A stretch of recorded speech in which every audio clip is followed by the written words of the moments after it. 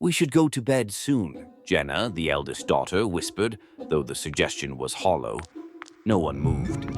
"Not until it passes," the father, Greg, replied sternly, his hands gripping the armrests of his chair. His knuckles were pale, his eyes glued to the locked windows. "It doesn't always pass," muttered little Ben, their youngest. At 10 years old, he spoke with the weariness of someone who'd lived through nightmares too vivid to forget. Their mother, Diane, busied herself in the kitchen, pretending to clean. Everyone knew she wasn't washing dishes. She was watching the back door.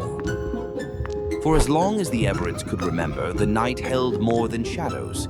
It began years ago, before Ben was born, when Jenna was just a toddler.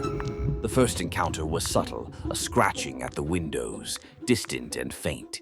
They dismissed it as a branch in the wind. But the scratches grew louder, more deliberate, until one night Greg peered out and saw something.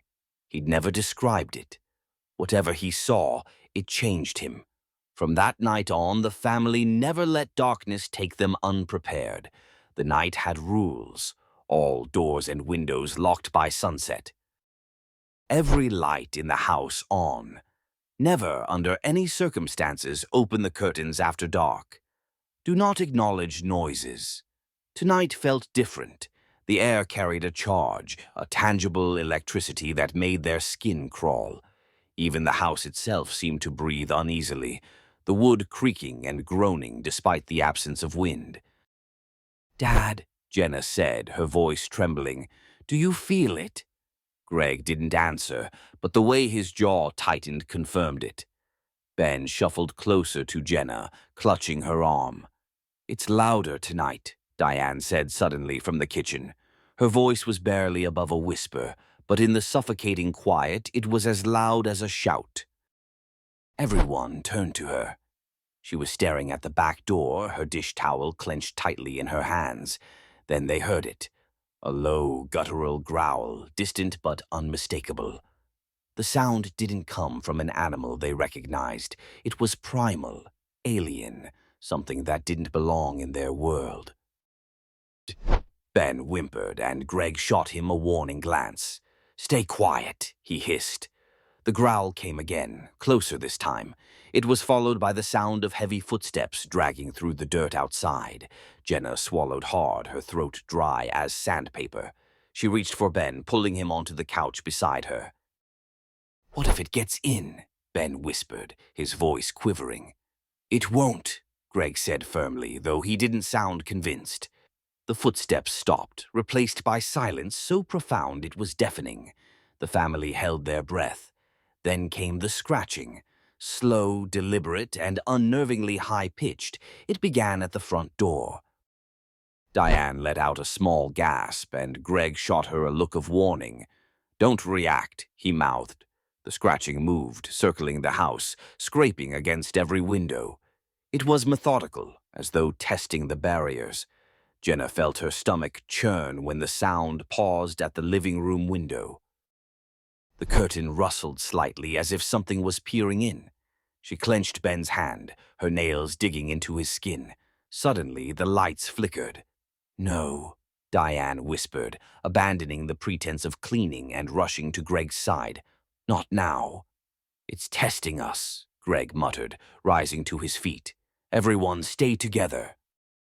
Another flicker, then darkness. Ben screamed, and Jenna clapped a hand over his mouth. The sound outside grew louder. Not just scratching, but pounding now, a desperate, frenzied assault on the house. The air was filled with the cacophony of inhuman growls and guttural shrieks. Greg fumbled for the flashlight he kept strapped to his belt. The beam sliced through the oppressive blackness. He directed it toward the windows, but the thick curtains revealed nothing. "We need to get to the basement," he said, his voice tight. "But what if—" Diane began, but Greg cut her off. "Now!" He led the way, the flashlight shaking in his unsteady hands. The family huddled close, moving as one. Behind them the pounding grew louder, more violent. The walls shuddered, and it felt as though the entire house would collapse. They reached the basement door, and Greg threw it open. The family scrambled down the stairs, and he slammed the door shut behind them, sliding the heavy bolt into place. "What is it?" Jenna asked, her voice breaking. "Why won't you tell us?" Greg didn't answer. He stood with his back against the door, his breathing ragged. Diane pulled Jenna and Ben into a tight embrace, her hands trembling as she stroked their hair. Then, from above, came a sound none of them had ever heard before. A voice. "Let us in." It wasn't quite human. The cadence was off, the tone uncanny. It mimicked a voice they recognized, but none of them could place it. "Let us in," it repeated, more insistent this time. "Don't listen," Greg barked. The voice multiplied, becoming a chorus of pleading, mocking tones. It sounded like loved ones, neighbors, even strangers they'd passed in the grocery store. "We're coming in," it whispered finally, and the pounding above stopped. Silence fell. The family didn't dare move. Minutes passed, then an hour. Still they stayed frozen, terrified to breathe too loudly. When dawn finally broke, the house was eerily still. Greg unlocked the basement door and cautiously crept upstairs. The living room was intact, the windows unbroken, but on every door, every window were deep, gouging scratches, and something far worse. A single word scrawled in what looked like ash. "Tonight." The family stared at the ominous message, their hearts pounding with dread.